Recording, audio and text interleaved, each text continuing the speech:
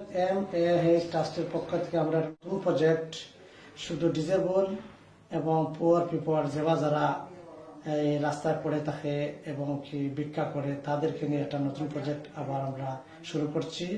আগামী মাস থেকে আমরা প্রতি মাসে এটা ইনশাআল্লাহ আমরা এই বাস্তবায়ন করব। আমাদের প্রত্যেকটা মানুষকে খানির আয়োজন করেছি, প্রথম থেকে শুরু করব। আমরা আশা করছি অল্প কিছু মানুষ নিয়ে প্রতি মাসে একবার খানি খাওয়াবো।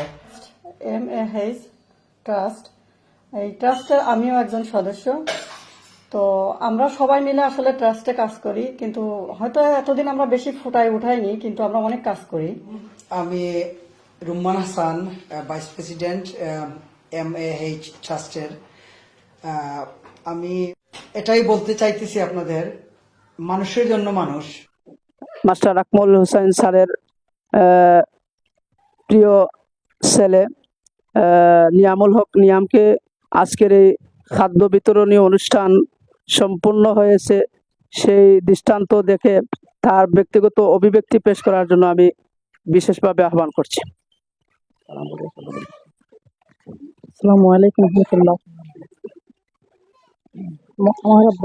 আমার আব্বাই সবার আগে আশ্রয়কেন্দ্র খাওয়া নিয়ে আমরা আলিয়ে আইছি, সবাই খাওয়াইলাম, খাওয়াইয়া আমরা করছি এবং আমরা খাওয়াই আমরা